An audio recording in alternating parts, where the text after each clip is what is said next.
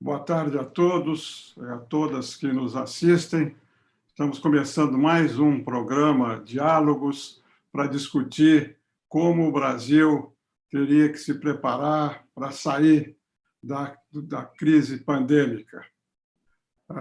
Hoje nós vamos conversar sobre agricultura e alimentos.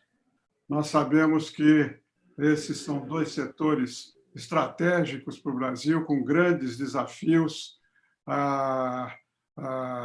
Eu estou acompanhando de perto isso também, como presidente da Associação Brasileira da Indústria do Trigo, e esse setor, em geral, tem grandes problemas de competição externa, agora depois da pandemia, e desafios internos aqui, como nós sabemos, pela não conciliação em muitas áreas da política ambiental e agora da política de saúde, segurança alimentar. Então, nós vamos hoje conversar com o Marcos Bianchi, que é um especialista em matérias de agronegócio, é professor, coordenador do Centro de Agronegócio do INPE, muita experiência na área, foi presidente da Única. Hoje ele publica um artigo importante no Estado de São Paulo sobre o coronavírus e a segurança dos alimentos. Marcos, muito obrigado pela sua presença. Vamos ouvir o que você tem a dizer. Muito obrigado, Rubens. Boa tarde a todos. É uma satisfação imensa participar desse diálogo que você faz com tanta gente interessante, sempre analisando temas de interesse nacional, como você tem feito nos últimos anos, e com foco nas questões internacionais, que é o nosso foco lá no INSPER, né? Eu tive 10 anos vivendo fora do Brasil, na Europa, lá nos Estados Unidos, e agora 4 anos na Ásia, acompanhando de perto a situação daquele continente que é hoje o mais importante para o agronegócio brasileiro, seja em termos de potencial de demanda, seja em termos também do que está acontecendo lá na área de produção, né? E ao retornar no ano passado, a gente criou no INSPER esse centro de estudos de agronegócio global, onde a gente olha temas internacionais da pauta brasileira, desde a relação com a China, a OMC, a parte de sustentabilidade, as macro-regiões agrícolas, né? Então, a gente está acompanhando de muito perto o impacto da Covid no agro, né? Se você quiser, eu já vou avançando aqui um pouco da minha análise. Pode avançar. Tá. Então, basicamente, Rubens, eu acho que o agronegócio é dos setores menos afetados da economia, né? Primeiro porque é um setor essencial, quer dizer, o agro não parou na pandemia, né? O agro continuou trabalhando, produzindo, as pessoas têm que comer.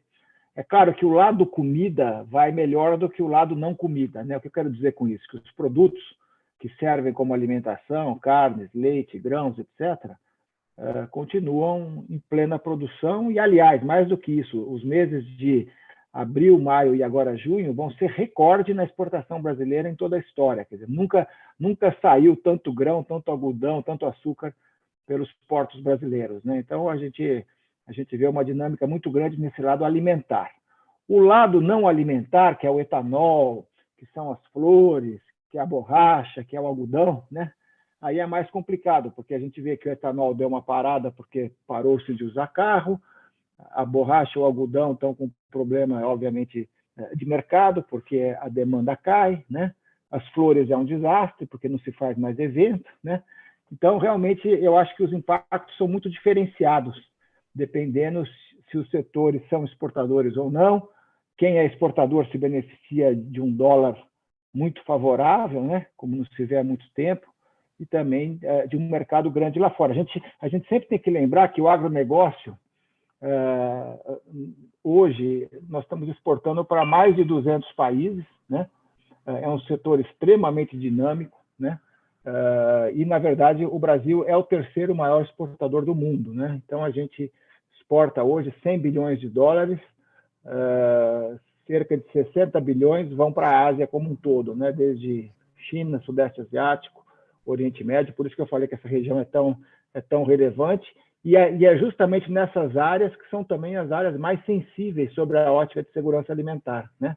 A gente tem visto problemas localizados em diversos países depois da pandemia, seja problemas de oferta, que não aconteceu, seja problemas de demanda que caiu, seja problemas de rompimento de cadeias produtivas. Então, o papel que o Brasil exerce nesse momento é muito importante para o equilíbrio, principalmente das nações que se chamam Net Food Importing Countries, quer dizer, países importadores líquidos de alimentos, particularmente os países árabes, a África subsaariana e alguns países da Ásia, né? Então, acho que o Brasil tem muito a ajudar nesse momento. Acho que é um momento que a gente pode recompor a nossa imagem, principalmente no mundo em desenvolvimento, que vai sofrer muito com essa pandemia, pelo problema das aglomerações, né? Como a gente sabe que acontece na Índia, lá na Indonésia, na África, etc. E também eu acho que tem uma outra dimensão que a pandemia traz, que a gente tem que analisar, que é o tema desse artigo que a gente fez hoje, que é essa questão da segurança do alimento, né? Quando a gente fala em inglês, né, existem duas palavras bem diferentes, que é a chamada food security, que tem a ver com a parte de quantidade e preço e competitividade de produtos.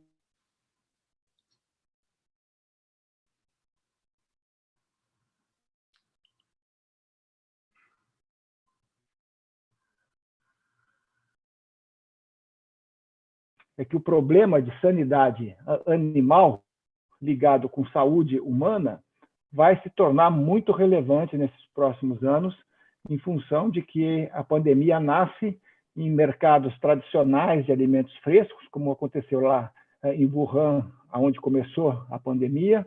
Na semana passada teve um novo surto em um mercado de Pequim muito importante, né? E o que a gente vê é que esses mercados tradicionais, principalmente na Ásia, são mercados que misturam muitas vezes alimentos frescos, sem refrigeração, com pouco controle sanitário, mas tem também muitas vezes animais vivos, animais domésticos, animais silvestres, muita gente circulando por ali. Então, são, na verdade, locais muito propícios para a contaminação, né? Então, eu acho que essa questão da relação entre animais e humanos, o problema da contaminação, o problema da organização das cadeias produtivas, da integração produtor-indústria, tudo isso vai ser muito relevante daqui para frente. O mundo não pode abrir a guarda em relação a se proteger de futuros problemas como tem sido esse lá do Covid, né, que realmente parou o mundo em 4 meses. Eu acho que zoonoses sempre vão existir, mas a gente tem que se precaver. Então, a questão da relação entre animais domésticos, animais silvestres e pessoas vai ganhar uma outra estatura daqui para frente, talvez tão importante quanto o tema da sustentabilidade, que hoje é tão caro para o Brasil, né? Então, eu paro por aqui, mas acho que basicamente é isso, quer dizer, segurança do alimento, segurança alimentar no sentido quantitativo para o mundo, a questão da competitividade, acho que esses são as principais coisas que se colocam nesse momento. Agora, e como é que você vê o Brasil? Ouvindo você está me ouvindo? Estou te ouvindo. Tá bom, então vamos retomar. Bom, eu estava começando a dizer a você como você vê o Brasil se preparando para esse novo mundo que vai acontecer depois do fim da pandemia. Tem aquele relatório da FAO que deu uma cautela, né, sobre as tensões, tanto do lado da oferta quanto da demanda, nessa área de produção agrícola e de alimentos. E nós temos problemas de restrições colocadas por países para proteger a sua população, restrição para exportação, restrição para importação e, como você falou, muitas questões relacionadas com a saúde e a sanidade, né, dos alimentos. Nós estamos preparados para isso? O Ministério da Agricultura tem meios de fiscalizar, de implementar políticas para proteger o setor contra essa nova tendência global? Eu acho que o Brasil está bem melhor do que os outros países, sabe? O Brasil, como exporta hoje, por exemplo, carnes, vamos pegar o setor de carnes, o Brasil é o maior exportador de carne bovina, de carne de frango, o quarto de carne suína, Você sabe que a carne é uma cadeia complexa, porque ela é longa, ela tem muitos contratos, você está lidando com animais de um lado, vivos, e do outro lado, carnes congeladas ou resfriadas. Né? A gente tem conseguido tirar os nossos produtos sem grande dificuldade. Como eu falei antes, nunca saiu tanto produto pelos portos como nesses últimos 3 meses. Obviamente que há melhorias que podem ser feitas em relação, por exemplo, a evitar a entrada de doenças aqui no Brasil, como é o caso lá por exemplo, lá da peste suína africana, que atingiu pesadamente a suinocultura da China, ou mesmo a gripe aviária. Sempre há uma série de coisas que precisam ser feitas para melhorar a defesa sanitária, mas o Brasil está bem melhor do que países em desenvolvimento. Né? A gente não tem esse problema dos grandes mercados tradicionais sem controle sanitário que eu acompanhei na Ásia, por exemplo, e que são foco, sim, de zoonoses e de problemas como a gente tem visto, né? Eu acho que a gente está bem melhor do que outros países, até porque para ser exportador, como o Brasil tem que seguir a legislação de muitos países pelo mundo afora, né? Agora, eu estou vendo que a gente vai ter uma era agora muito mais complicada do que foram os últimos 40 anos. Né? Nos últimos 40 anos, a exportação do agro brasileiro saltou de 20 bilhões de dólares para 100 bilhões de dólares sem fazer grande esforço. Quer dizer, basicamente, os países vieram buscar commodities aqui no Brasil e o setor explodiu e a gente não fez nenhum acordo comercial e também não teve imensos problemas como a gente começa a ter hoje. Agora a gente vai viver uma era de comércio administrado, né? Estados Unidos e China inauguraram essa era com um acordo assinado em janeiro, que não vai ser praticado esse ano, mas que mostra que o unilateralismo, que o bilateralismo cresce, que o multilateralismo perde espaço e que, obviamente, também tem uma série de questões que podem advir da própria pandemia, certo? Países que vão restringir exportações para formar estoques, novas barreiras na área sanitária. Eu acho que isso é algo que a gente vai ter que estar convivendo, porque a pandemia gera toda uma preocupação com importação de produtos, como já começou a acontecer lá na China. Ou seja, eu acho que o mundo vai ser muito mais complexo do que foi nos últimos 40 anos e o Brasil tem que se preparar para isso. Por isso que a diplomacia tem que atuar de maneira muito proativa, muito focada nos negócios, né? A gente não pode brigar com a China desnecessariamente nesse momento, porque a China é o nosso grande mercado, representa, nesse momento, 40% do que nós exportamos em água.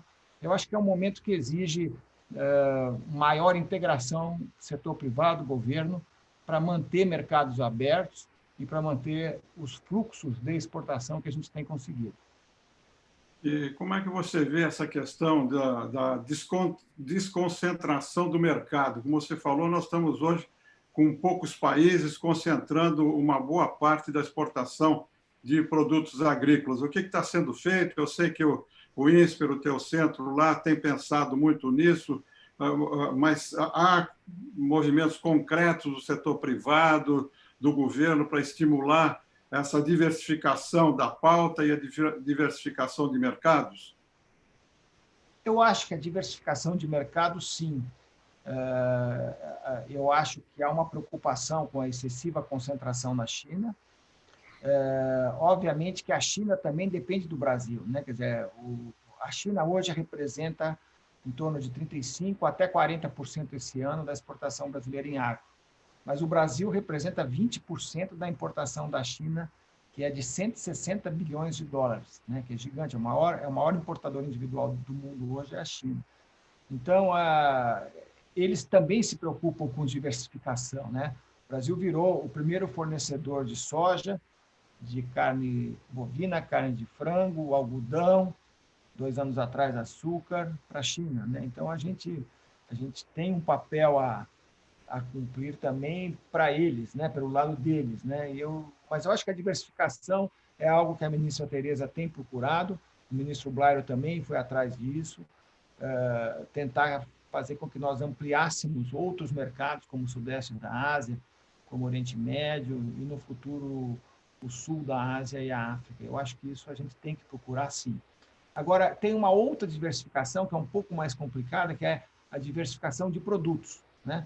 A gente saiu um pouco desses 10 produtos que a gente exporta hoje, e caminhar para outros setores que têm imenso potencial. Por exemplo, por que nós somos tão grandes em carne bovina, carne suína e carne de aves e somos tão pequenos em lácteos?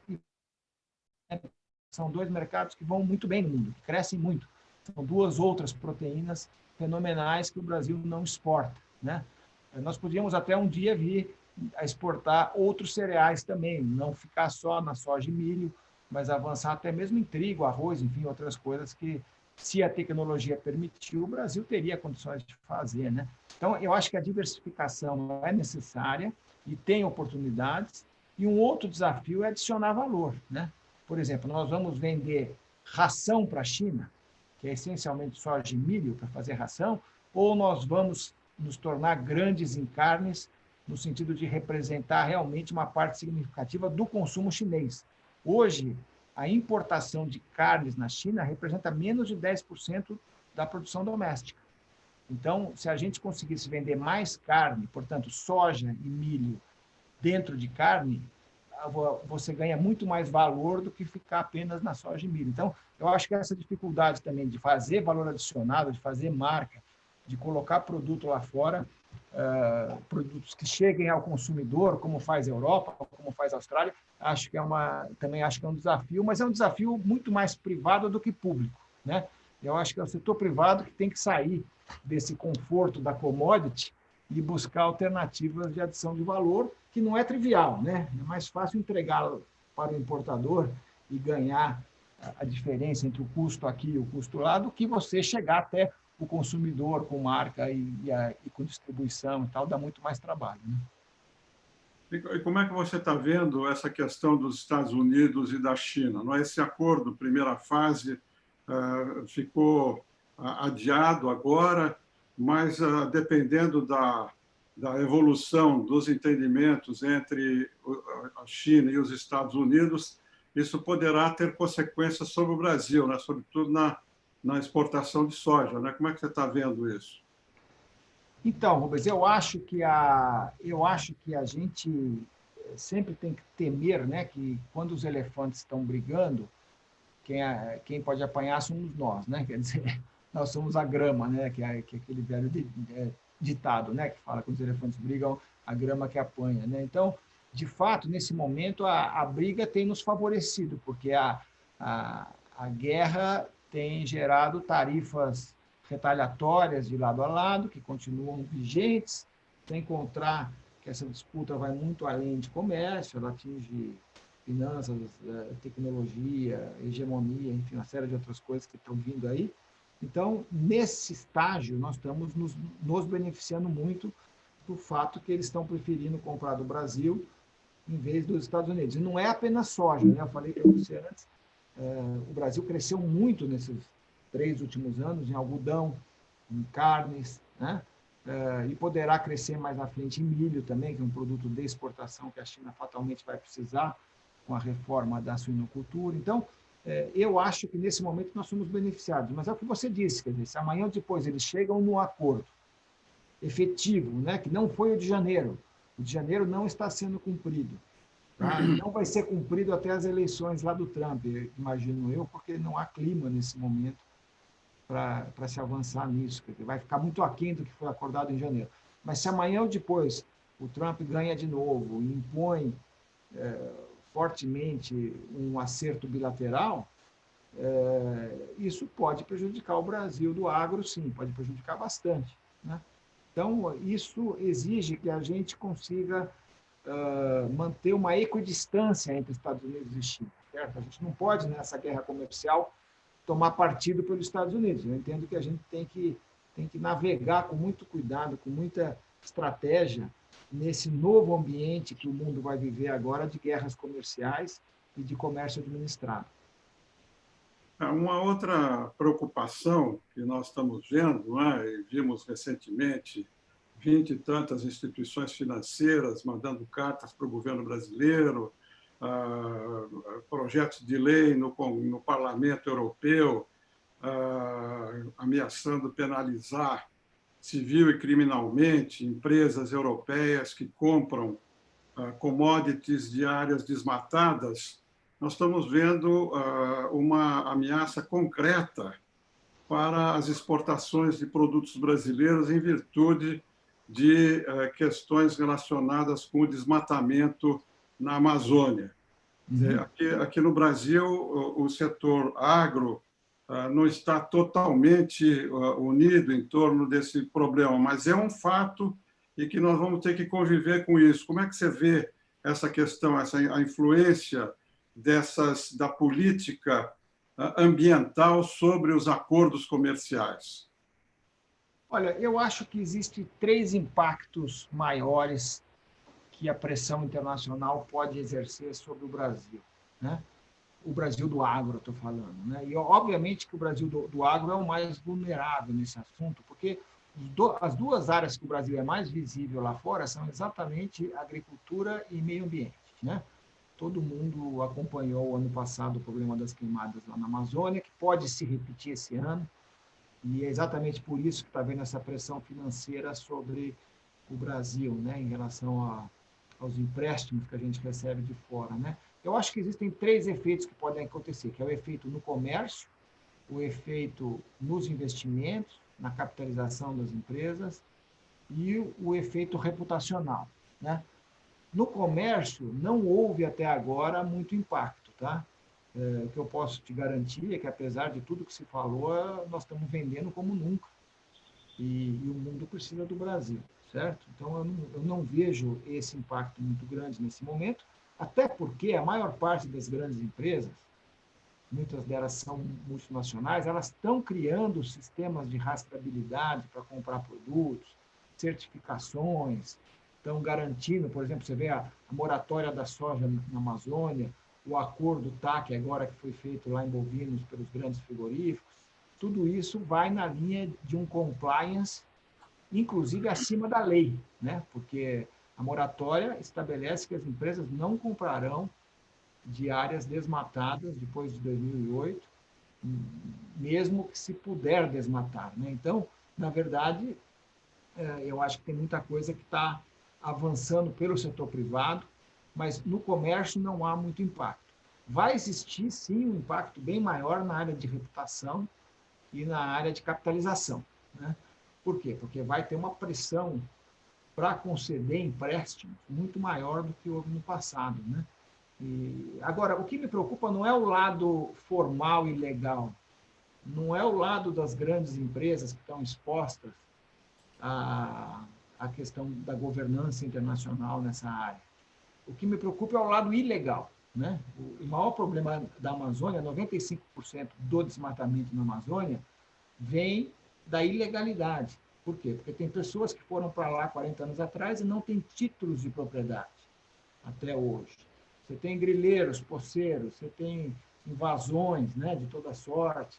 Então, eu acho que o maior problema nosso é que a gente tem um Brasil agro muito moderno, muito integrado ao mundo, com cadeias produtivas extraordinárias que exportam para 200 países, e, ao mesmo tempo, tem um Brasil atrasado, ilegal, né, que desmata, que não cumpre lei, né, e isso que a gente não está conseguindo coibir, né? Então, eu acho que o maior esforço hoje tem que ser feito para que as entidades atuantes aí se preocupem não com a sua cadeia produtiva, cadeia de cada empresa, mas sim com o setor, né? As ilegalidades que acontecem em cada setor e como governo e setor privado podem atuar juntos para diminuir a ilegalidade e para reconhecer também todos os avanços que a gente teve, né? O próprio Código Florestal foi um grande avanço, que outros países não têm um Código Florestal como é o nosso. Fazer a regularização fundiária, combater o desmatamento ilegal, enfim, sabe, quer dizer, valorizar a matriz energética limpa que nós temos. Existe toda uma agenda positiva que tem que ser colocada e tem toda uma agenda também de combate à ilegalidade, à clandestinidade que ainda existe, principalmente na região norte. Como você mencionou, nós estamos com um gap, né? Um hiato de credibilidade, quer dizer, a percepção externa sobre o que ocorre na Amazônia é muito negativa por fatos reais, por meias-verdades, por informações equivocadas que existem no exterior. Mas, de qualquer maneira, mesmo aqui no Brasil,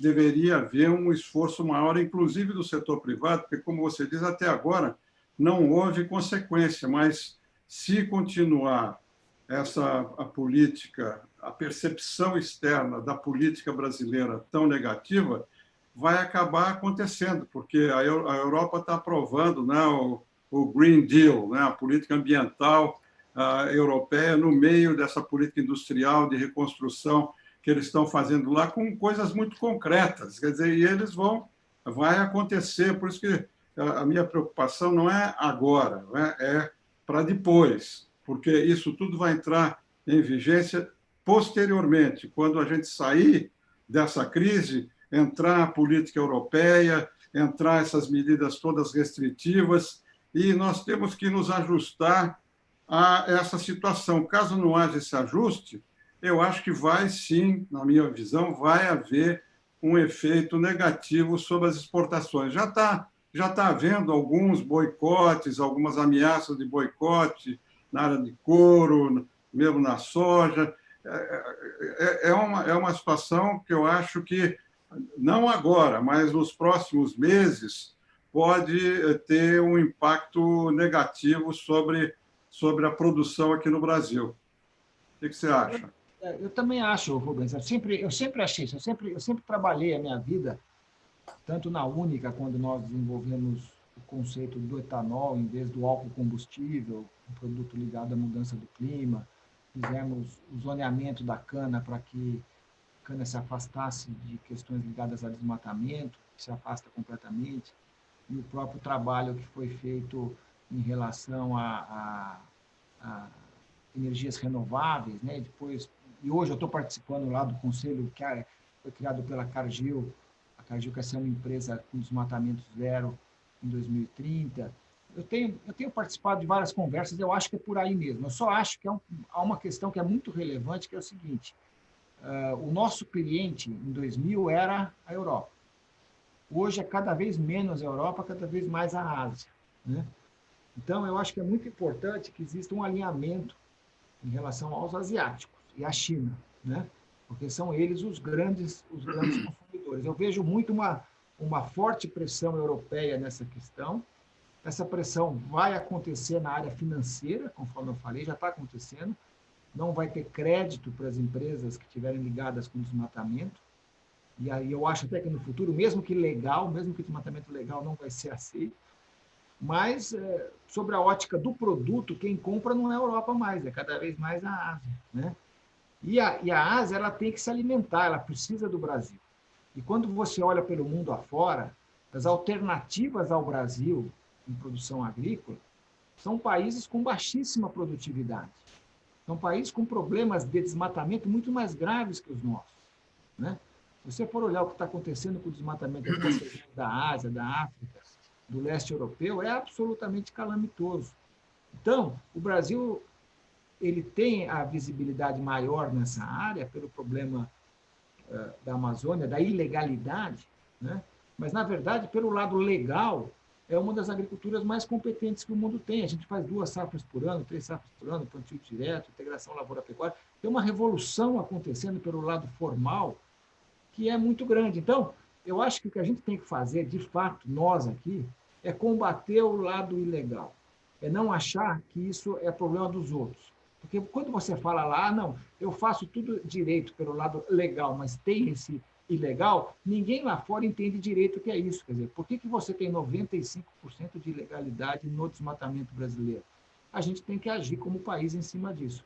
Eu acho que esse é o plano lá do ministro lá do Mourão, né, que era nosso vice-presidente, exatamente, quer dizer, levar a legalidade, combater efetivamente a clandestinidade na Amazônia. Eu acho que é por aí que a gente tem que avançar. Se a gente não avançar, o impacto na área financeira vai ser grande, porque já vai acontecer a partir desses últimos anos, já vem acontecendo, as empresas têm um imenso compliance nessa área, mas é o que você falou, quer dizer, se a Ásia amanhã fizer maiores exigências, também pode impactar o comércio, mais do que a Europa.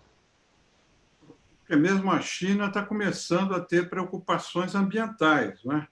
E ela, mudando de posição lá, seria, para o Brasil, seria um problema sério, né? Não sei se você está acompanhando isso lá na China, há uma evolução sensível na posição deles em relação ao meio ambiente. Não sei se você pode comentar alguma coisa sobre isso. Olha, eu fui à China mais de 50 vezes nesses anos que eu vivi lá e aprendi algumas coisas com a China, né? Uma das coisas que eu aprendi com a China é aquele velho ditado lá do Deng Xiaoping que diz: para atravessar um rio é preciso sentir cada pedra, né? Então a China ela vê esse problema, mas eu acho que o problema ambiental que ela tem dentro do país é muito grave, né? A China, na sua industrialização, ela teve contaminações importantes de solo e água, teve um problema lá com defensivos, tem um problema de poluição urbana gigantesco. Então, a China ela vai fazendo as suas mudanças de forma pragmática, né? A primeira delas que ela fez foi na parte de energia, né? Substituindo carvão e fósseis por elétricos, por eólica, por solar, esse tipo de coisa. Isso já está acontecendo lá. Eu acho que a questão de uso da terra para a China é uma coisa muito mais sensível, porque ela vai precisar comprar. Ela quer controlar as cadeias produtivas mundo afora. E ela tem um outro problema gravíssimo, que é o do food safety, que eu falei antes, a segurança do alimento, né? Você veja todos os problemas que a China teve nos últimos anos, ligados com qualidade de alimento, com heterogeneidade das cadeias produtivas, com doenças, gripe aviária, peste suína, uma série de coisas que foram calamitosas, né? Então, eu acho que a China vai entrar nessa agenda, mas vai entrar numa velocidade que siga a solução dos seus problemas domésticos, né? Agora, a gente tem que dialogar com eles. E hoje nós estamos basicamente conversando com europeus e americanos. Então, eu acho que a gente tem que mudar o nosso foco, principalmente a diplomacia tem que entender que esse é um assunto prioritário para ser alinhado com quem é cliente do Brasil, né? E aí, olhando para o mundo, quer dizer, se o Brasil ficar fora, quem vai ser o grande fornecedor, né? Por exemplo, todo mundo sabe dizer qual é o impacto da mudança do clima na agricultura, mas ninguém sabe responder quem que vai alimentar 10 bilhões de pessoas em 2050 com produtividade, certo? Com produtos competitivos. Quem vai fazer isso? O Brasil tem feito isso, tá? Então, como é que você faz para fazer as coisas, alterar o mundo, mas mantendo os países que são mais eficientes? E não tirando, digamos, o Brasil desse jogo, como alguns querem fazer, e quem que vai entrar lá no nosso lugar? Vai ser a África, vai ser o leste europeu, vai ser alguns países da África? Quem que vai produzir o que o mundo precisa para se alimentar em 2050? Nesse contexto ainda de comércio internacional, nós estamos vendo as dificuldades para a assinatura e a ratificação do acordo com a União Europeia. Como você diz, a União Europeia não é o principal mercado nosso hoje, mas é um acordo importante, inclusive para uma série de mudanças internas aqui no Brasil, dentro dessa ideia de uma abertura da economia. Como é que você está vendo isso, a influência do setor europeu, do parlamento, por causa do meio ambiente? Você acha que, apesar disso, vai haver interesses concretos europeus que permitirão a ratificação do acordo? Eu acho que hoje há cada vez menos interesse, sabe, Rubens? Eu acompanho esse assunto há 20 anos, como você também, certo? Nós vimos esse acordo nascer no momento que o Brasil negociava a rodada de Doha na OMC, que estava prometendo ser a grande rodada que ia resolver o problema do protecionismo agrícola, logo no começo, e o Brasil também negociava naquela época o acordo da ALCA, da Área de Livre Comércio das Américas, com 34 países americanos, né? Então, a Europa entrou nesse contexto como uma alternativa de negociação à ALCA. A gente fez as 3 negociações ao mesmo tempo. Naquela época, o Brasil saiu à frente ao não apenas ser um país importante na negociação multilateral, mas também abrir 2 frentes mega regionais, como a gente chamava, que era a ALCA e o Mercosul, né? O primeiro acordo entre dois blocos econômicos importantes, Mercosul e União Europeia.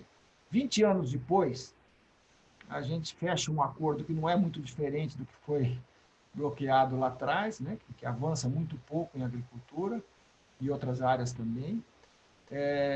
A gente não tem nenhum outro acordo relevante na mesa. Outros países fizeram dezenas de acordos nesses 20 anos, Estados Unidos, Europa, Austrália, Chile, Canadá e tantos outros. O Brasil ficou parado e hoje tenta fechar um acordo de 20 anos atrás, que eu acho que perdeu o seu vigor em agronegócio, porque o agronegócio hoje vai para a Ásia, não vai mais para a Europa. Em 2000, 60% estava indo lá para a Europa. Hoje, 60% vai para a Ásia. Então, eu acho que perdeu um pouco a sua força. Agora, a agenda que a Europa propõe nessa área é uma agenda que o mundo todo vai comprar, certo? Quer dizer, é o que eu falei, hoje em dia nós temos 3 S's que a gente tem que se preocupar: saúde pública, saúde humana, sanidade animal e sustentabilidade. Essas 3 coisas serão paradigmas importantes para o agronegócio daqui para frente, né? Então, eu acho que esse acordo vai ser difícil de ser aprovado. Vai enfrentar grandes dificuldades, principalmente se o Brasil tiver grandes problemas de queimadas e de ilegalidades crescendo. Tá? Agora, se a gente avançar em acordos com quaisquer outros países, essa agenda vai estar presente cada vez mais, né? Porque é uma agenda que se torna cada vez mais global e cada vez mais visível. Então, a gente tem que consertar a casa, temos que fazer a lição de casa. E a lição de casa não é nas cadeias organizadas do ar, é na ilegalidade, porque a ocupação da terra no Brasil ela foi caótica. A gente fez cidades em morros, que nunca devia ter feito, cada vez que dá uma chuva cai um monte de casas, e nós invadimos também áreas de floresta lá atrás, que não devia ter invadido, porque não são áreas aptas lá para a agricultura. Tanto que boa parte hoje da pastagem está se concentrando perto da agricultura, e nós estamos hoje com 30 milhões de hectares de pasto que já não servem mais para nada, né? Então, eu acho que é hora da gente cuidar desse assunto do uso da terra, dar uma resposta definitiva, não por conta da Europa, mas por conta de que essa é uma agenda importante para o mundo, é um problema grande de imagem que nós temos hoje e tem que ser resolvido em algum momento.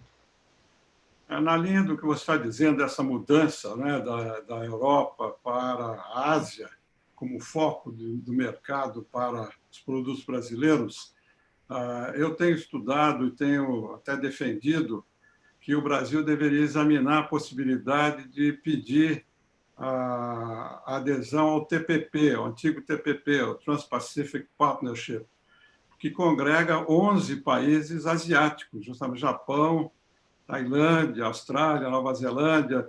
Você acha que há alguma viabilidade nisso? Haveria interesse nosso? Haveria uma viabilidade política, econômica? Haveria interesse nosso em fazer uma aproximação a esse acordo que os Estados Unidos deixaram, mas são capazes de voltar? E aí ocuparão, se os Estados Unidos voltarem, vão ocupar ainda um lugar maior do que já estão ocupando agora no lugar do Brasil. Seria interesse, eu acho, do Brasil examinar essa possibilidade justamente dentro da linha do que você está dizendo, que a Ásia hoje que é o grande mercado futuro para o Brasil. Olha, eu acho, eu também estudei muito o TPP, até porque eu vivia lá em Singapura, que é um dos países mais ativos em TPP, como é o Vietnã, como é o Japão e outros países, a Malásia. Eu acho que o TPP é o acordo mais completo que já foi feito até hoje. Tá? Não tem nenhum outro bloco que tenha criado tantas regras e tantos avanços como foi esse TPP. Quando os americanos deixaram o TPP, eles foram proponentes e eles deixam, eles abrem a oportunidade para que outros países entrem. Para o Brasil, faria imenso sentido por conta da nossa pauta ser cada vez mais asiática, né? Agora, eu não sei se a gente aceitaria todas as regras que foram lá colocadas. A gente sabe que a indústria brasileira, às vezes, é resistente a outras áreas, né? Eu acho que para a agricultura seria fantástico, seria uma maneira de botar um pé na Ásia. Quando nós propusemos um acordo lá com Singapura, que está inclusive andando, a ideia era que isso fosse a porta para a ASEAN, que são as nações do sudeste da Ásia, que são 10 países, 640 milhões de habitantes, crescendo 5% ao ano. Acho que ali é uma região fantástica. Se não for pelo TPP, que seja pela ASEAN, que é um outro bloco que também faz acordos com países externos, tem vários acordos ASEAN mais um com diversos países. Eu acho que a gente tem que pôr o pé na Ásia de alguma forma, certo? E quando a gente fala que o TPP é asiático, na verdade ele é asiático, mas também tem vários países latino-americanos que fazem parte lá do TPP. Os países da costa pacífica da América Latina, vários deles fazem parte. Então, eles já estão avançando nessa direção, a Aliança para o Pacífico já está avançando. Chegou a hora do Mercosul e do Brasil também iniciarem negociações com países daquela região.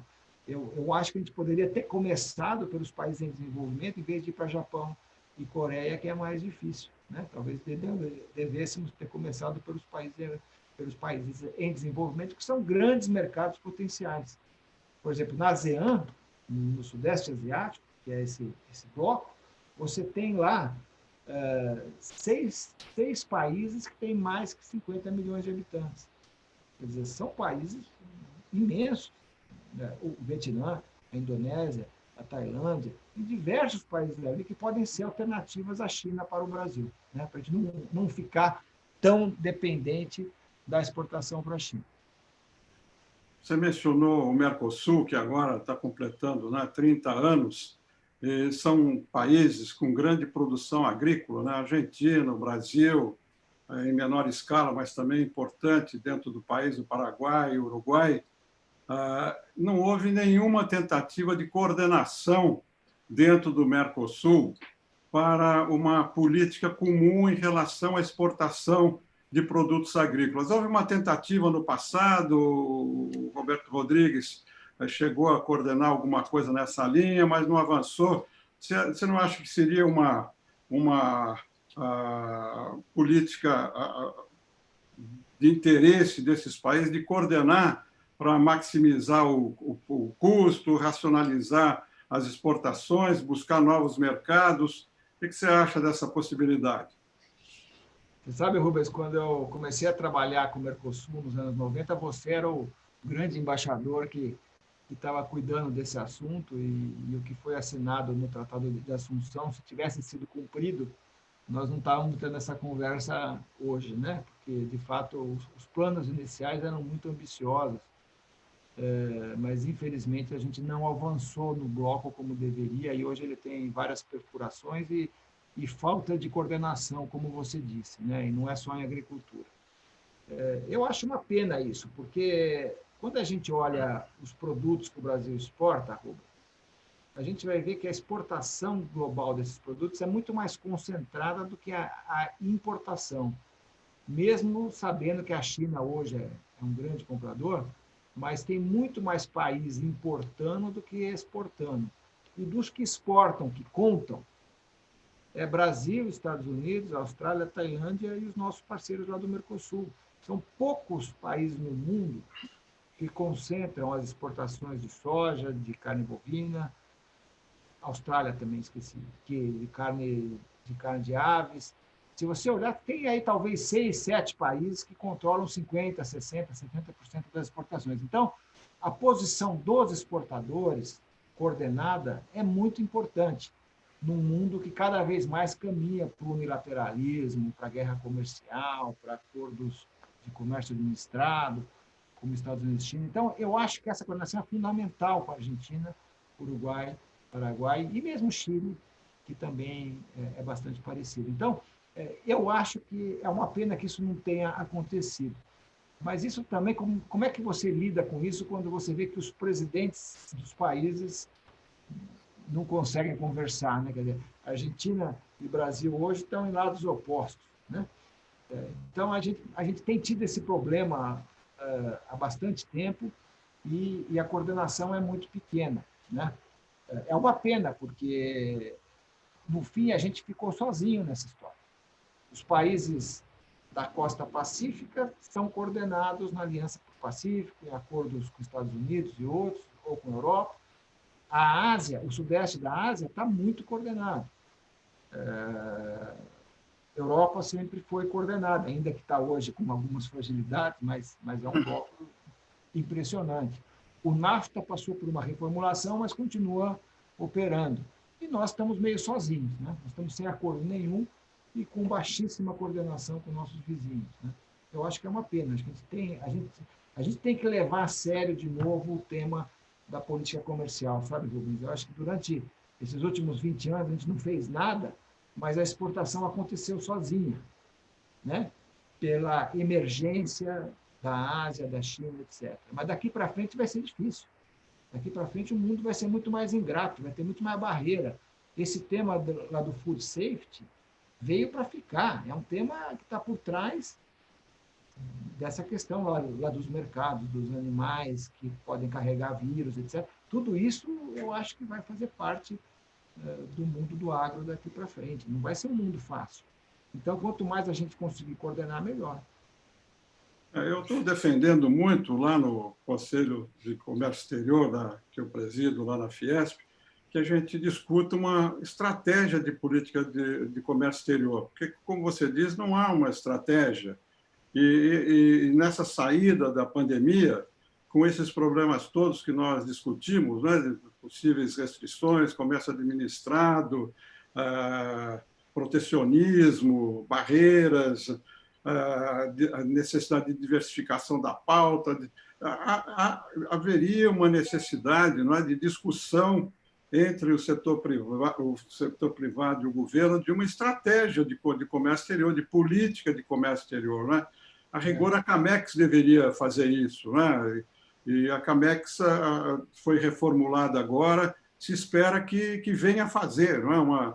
Uma estratégia, uma discussão com o setor privado de uma estratégia para a saída da pandemia, né? A partir do ano que vem, que comece a haver uma política integrada, né? Que não só simplifique a burocracia interna, melhore a competitividade dos produtos aqui, mas também que permita uma visão clara de como a gente vai caminhar nos próximos anos nessa luta para o mercado, que vai ser cada vez mais importante, né? Porque os Estados Unidos vão continuar a ser uma potência agrícola, vão continuar competindo, mesmo que a gente aumente a produção, nós vamos ter grandes competidores aí no mercado internacional.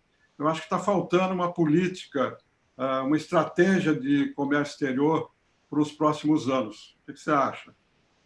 Eu acho que faz muitos anos que a gente fala isso, né?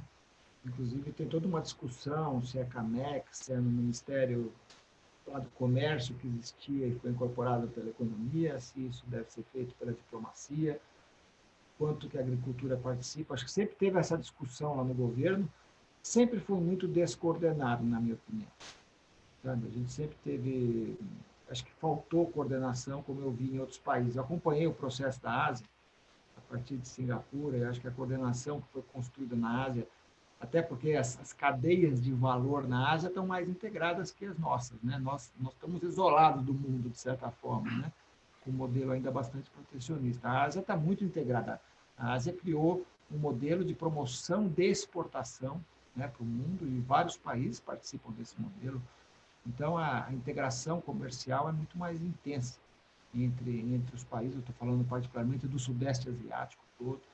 Então, eu acho que a gente ficou para trás nesse processo, sim, Rubens. Agora, eu acho que esse processo não pode ser feito numa Camex só, sabe? Quer dizer, eu acho que a Camex é um órgão de governo que sempre será curto-prazista, né? Eu acho que a indústria tem que fazer isso, tem que olhar ao longo prazo.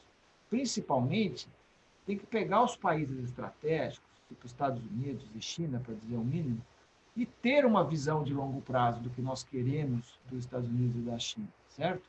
A gente não pode olhar a China no curto prazo em quantas plantas vão ser habilitadas na próxima visita presidencial. Nós temos que olhar 30, 50 anos à frente, porque esse é o casamento inevitável que vai acontecer com a China, queiramos ou não, gostemos ou não, e vai acontecer pelo comércio, pelos investimentos, por um monte de outras áreas. Então, qual é a nossa estratégia para a China, para o Sudeste de Ásia, certo? A gente não sabe isso.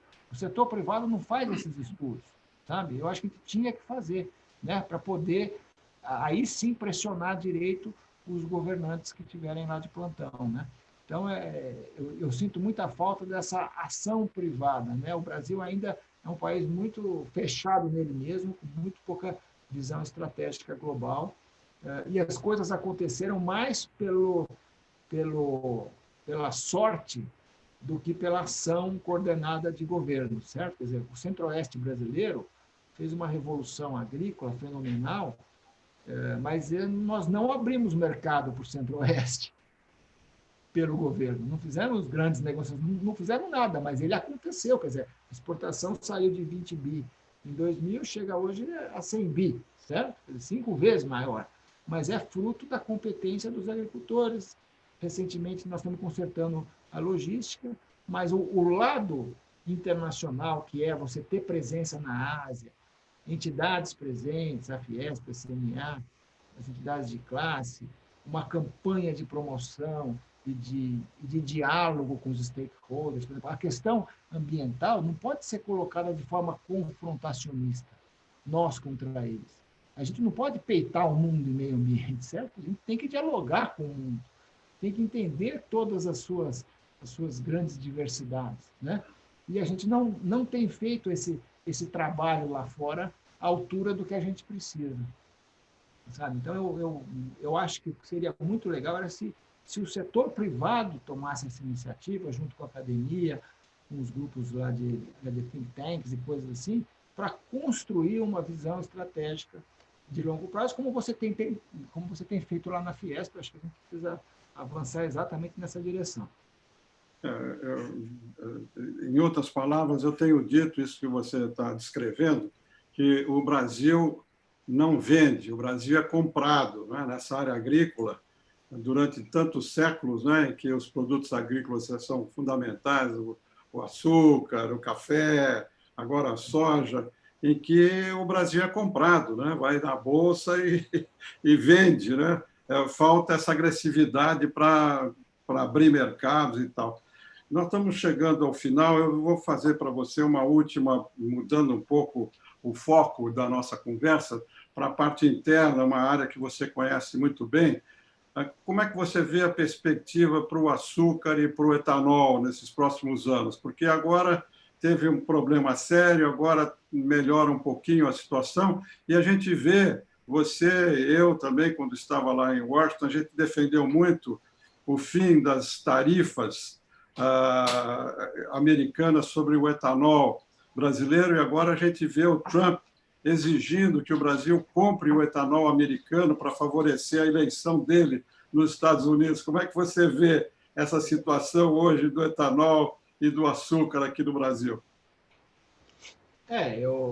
Bom, primeiro, quando eu fui presidente da Única, né, o meu mandato era essencialmente desenvolver o mercado global de etanol, né? Nós já éramos líder número 1 da exportação de açúcar, como somos até hoje, continuaremos sendo, mas o governo brasileiro resolveu construir um programa de biocombustíveis muito robusto, né? Que começou o carro a álcool, depois com os mandatos de mistura, né? A gente chega hoje a 27% de mistura de etanol na gasolina, e de 2003 para frente o carro flex, que é uma maravilha, né?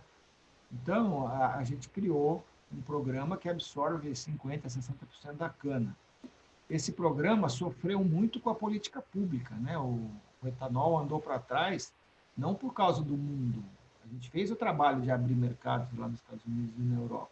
O maior problema que o etanol sofreu foi aqui dentro: o congelamento de preço da gasolina, a crise das usinas, a política energética do governo, principalmente agravada lá no governo Dilma, né? Então, muita gente que fez investimentos quebrou a cara com baixa rentabilidade. Recentemente, a gente agora começou a atuar mais em açúcar de novo, né? Esse ano, por exemplo, se não fosse o açúcar, a crise seria medonha.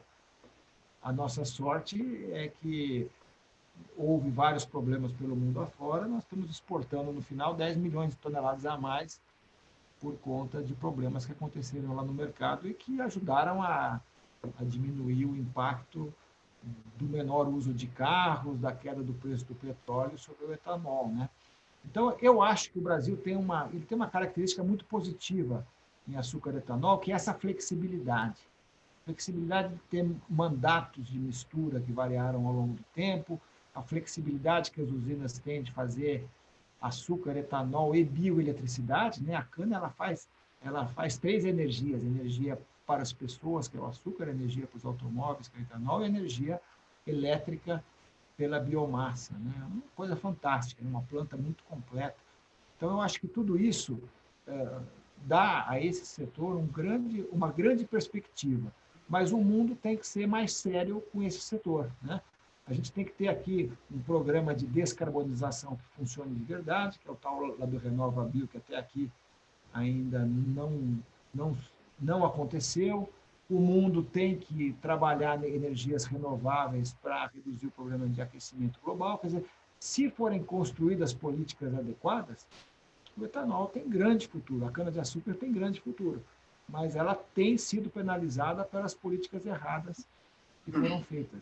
Outros países, por exemplo, poderiam caminhar para mandatos de mistura, utilizando 5%, 10%, 15% de etanol, não fazem isso. Índia, China, Tailândia, todos esses países têm mandatos, mas eles não são cumpridos, né? E daí eles acabam, muitas vezes, fazendo muito açúcar. A Índia, por exemplo, volta e meia exporta açúcar com subsídio, que é um escândalo. Um país com nível que tem lá de problemas alimentares, etc. Como é que vai exportar açúcar com subsídio, né? Poderia estar fazendo mais alto.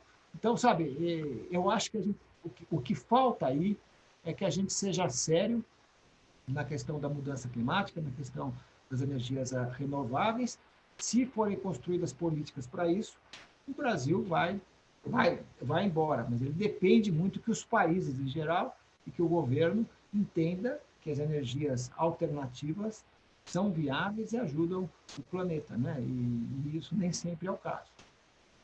O que falta talvez é uma política, né, para o exterior também. Eu me lembro que na época do governo Bush, com o presidente Lula aqui, foi discutido um memorando para transformar o etanol numa commodity, né? E a gente expandia a produção do etanol na África, em outros países, e transformar o etanol numa commodity. E o Brasil teria uma posição importante nisso, né, junto com os Estados Unidos. Eles no milho, nós na cana, e isso se perdeu totalmente. Qual que é a lógica de você ter o petróleo sem nenhuma barreira no mundo, a gasolina, o diesel com barreiras baixíssimas, ou zero, e os combustíveis alternativos, renováveis, que reduzem emissões, que melhoram a saúde pública, que diminuem a poluição nas cidades, sendo taxados em 20%, 25%, 30% na exportação, né? Nós fizemos um trabalho lá na Única para reduzir as barreiras que existiam nos Estados Unidos e Europa e conseguimos. Quando a gente podia exportar, veio a crise da gasolina aqui no Brasil, do preço congelado, as usinas quebraram e hoje quem botou barreira é o Brasil contra o etanol americano. Quer dizer, ou seja, em vez de todo mundo baixar suas barreiras e consolidar esse mercado, as políticas públicas fazem que, ora, você é protecionista, ora, você é liberal, e no fim, nesse jogo, o mercado não acontece. O etanol, como commodity global, não existe. Ele existe como produto nacional aqui no Brasil, produto nacional lá nos Estados Unidos, mas sempre com barreiras. A China há anos que promete que vai chegar a 10%, não chegou, não vai chegar, está investindo em carro elétrico, outras coisas. A Índia podia ter um belo programa, porque eles têm até hoje uma grande produção de açúcar, até maior que a nossa.